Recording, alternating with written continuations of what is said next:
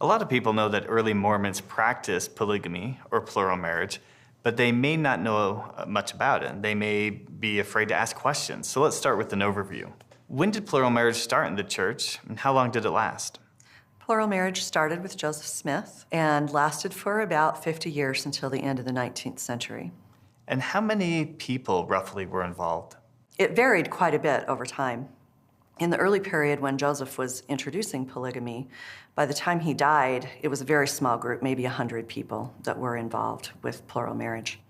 A couple of decades later, when it was at its height during the Utah period, estimates are that maybe 50% of the membership of the church in Utah was involved in plural marriage in one form or another, as a wife, as a husband, as a child. By the time President Woodruff announces the manifesto in 1890, the practice was already declining quite a bit. And from there, it declined quite a bit and just kind of faded out as the generation that had been involved passed on. Over time, many people have associated plural marriage more with Brigham Young, the church's second prophet, than with Joseph Smith. Why is that? I think it's because Joseph Smith introduced the practice very quietly and very gradually and among a very small group of people in Nauvoo. And it wasn't until the saints got to Utah that Brigham Young publicly announced and acknowledged the practice of polygamy. What can you tell us about Joseph Smith and the beginnings of plural marriage? Where did the idea come from? We know that Joseph received a revelation while he was working on the inspired revision or translation of the Bible, very soon after the church was organized, based on questions that he had about the Old Testament and the practice of polygamy or plural marriage among the patriarchs. He began introducing the practice of plural marriage when the saints were in Nauvoo, and he said that he had been commanded multiple times that it was time for that practice to be implemented and restored among the Latter-day Saints. In general, when he taught the principle to someone, he invited them, encouraged them to pray about it, to receive their own witness and confirmation. And while most of the people who he taught plural marriage to during this period initially were very shocked and maybe even resistant, we also have many accounts of men and women receiving manifestations, receiving testimonies for themselves that this was something that they should do. So it's introduced confidentially, and Joseph invites people to seek their own spiritual confirmation before entering the practice. How does the experience of living in a plural marriage change once the saints come to Utah?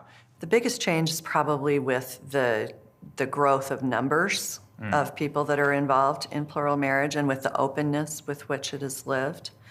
Plural marriage was always controlled and authorized by the president of the church through the keys that he held. And so it was something that had to be approved through the appropriate priesthood channels. It wasn't something that anyone could just do by themselves. People were free to reject it or to accept plural marriage. Many people chose not to enter plural marriage and remained faithful members of the church. What can we say about a typical polygamous family? It's hard to say that there was a typical polygamous family, but statistically speaking, what we can say is that most plural families involved a husband and perhaps 2 or 3 wives at most. The very large plural families were not the norm. Some families lived all together in the same household. Others maybe lived in close proximity to each other, and some lived in completely different communities. So the living arrangements varied quite a bit. People who practiced plural marriage were human beings just like we all are, and some did find a lot of joy, were very loving and generous and happy in their relationships. At other times, it didn't work out so well. And in those cases, and especially because leaders knew that plural marriage could be very difficult for women, there was quite a lot of leeway and provision for divorce among polygamists. The practice of plural marriage by the Mormons was very controversial during the 19th century. What can you tell us about that national context? When they first announced that they were practicing plural marriage, they were here in Utah, relatively isolated.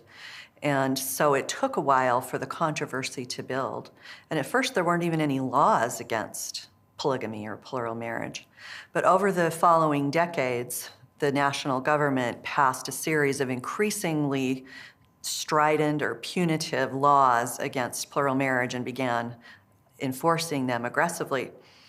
The Latter-day Saints' response at first was to say, this is a religious practice. This is protected by the Constitution under the free exercise of religion. Finally, the Supreme Court ruled against that, and that brought in a period during the 1880s that became known as the Raid, when the federal government aggressively pursued and prosecuted those who were practicing plural marriage. So we know over time that there's a lot of pressure put on the Latter-day Saints who are practicing plural marriage. What happens to the Latter-day Saints to get them to a point where they're willing to give up this principle? By 1890, they were faced with a very simple choice. They could continue to practice plural marriage, but if they did, they would lose the temples because the government was going to confiscate all of the church's property, including the temples, and that would stop the work of salvation for the dead.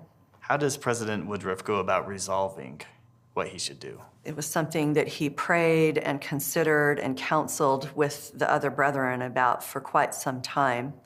But finally, in the fall of 1890, he did receive a revelation that resulted in a statement known as the Manifesto, and that began the process of ending plural marriage. Although it took some time for the full implications to be made clear. Interesting. So that's been well over a century since the church has taught plural marriage. In most of that time, our main message as a people has been to say, we don't do that anymore. That's not us. And maybe that stopped us from thinking a lot about the legacy of plural marriage for the church, for Latter-day Saints as a people. What would you say that legacy is?